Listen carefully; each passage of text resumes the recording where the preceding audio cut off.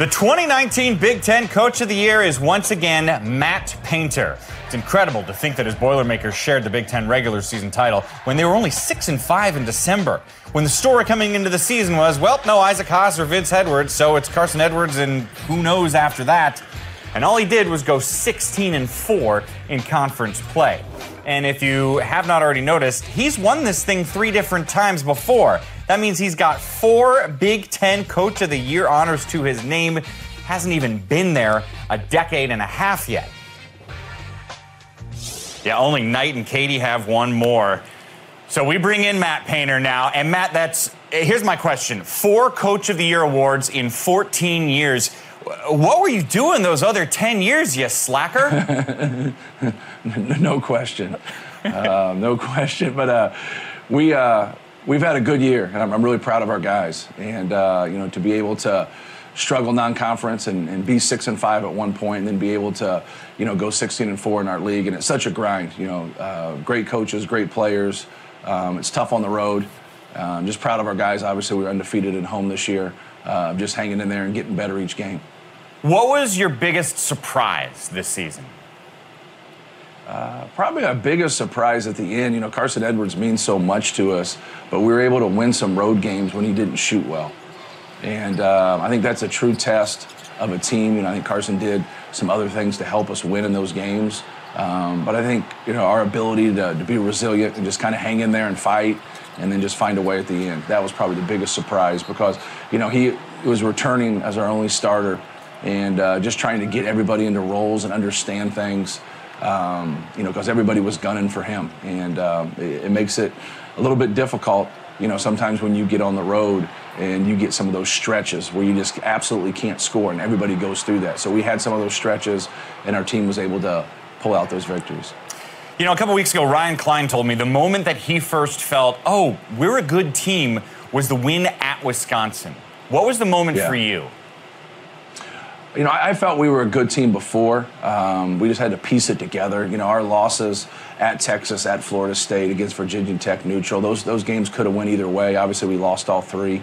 But to be able to get a road win, our first 4 road games were at Michigan State, at Wisconsin, at Ohio State. So the Big Ten didn't do us any favors there. So if we could just kind of survive that and somehow get 2 wins there, but that doesn't look good after you get beat by Michigan and you get beat by Michigan State. You're like, man, if we could just split these and we're able to win in overtime at Wisconsin and then obviously win at Ohio State, and I think that really built confidence, for our guys.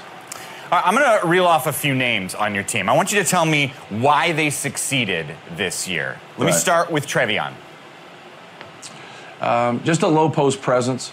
He can get tough rebounds. I think that really gave us a spark there early in Big Ten season, his ability to come in and score the basketball and also get tough rebounds. Klein. Just a unique player, a guy that can make tough shots, can shoot on the run. He's got a lot of substance, comes from a great high school program, just about winning. And so when he got his chance this year, he really stepped up. Why was Eifert successful this year? Kind of the same lines, a lot of substance, tough. He went into Minnesota the night against Jordan Murphy and we got beat, but he had 14 rebounds and just has a nose for the basketball, knows what's going on, and plays to win. You can't have enough guys like that. No gel. No gel, very unique. 6'6", 220, plays the point. Our leading rebounder in conference games. Great defender.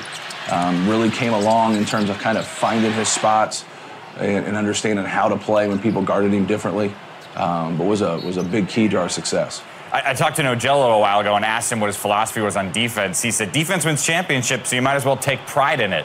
That's got to be music to a coach's ears. Yeah, no question. You can't have enough guys out there, wanting to affect the game on the defensive end, and he's able to do it. The thing that surprised me a little bit was we're able to put him on different people, even small, quicker guys, bigger wings. He normally took that challenge of guarding the other team's best player. Matt, when was the last time you had a player on your roster that reminded you of you? Oh man, we try to stay away from those players. We don't recruit those guys. We send those guys letters from the other Big Ten schools. So we hope those guys go to the other Big Ten. So that definitely will help us.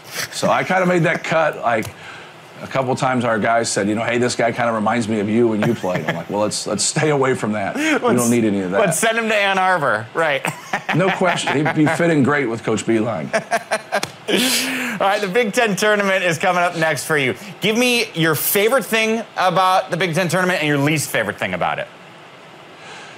Oh, man, that's tough. It's matchups.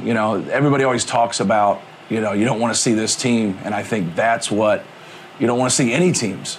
Everybody knows what you're doing. It's such a grind. You play 20 games. Now you get there. It's on a neutral court.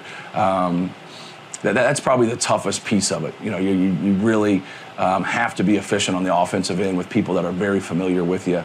The fun thing is just getting into a neutral site now and getting ready for the tournament in terms of the NCAA. This is obviously a springboard for it, so it kind of gets the juices going, and it's very, very similar to the NCAA tournament. Matt Painter, the Big Ten Coach of the Year, yet again. Very selfish. You start sharing this with other coaches, Matt, but congratulations on the honor. All right, Mike. Thanks, man.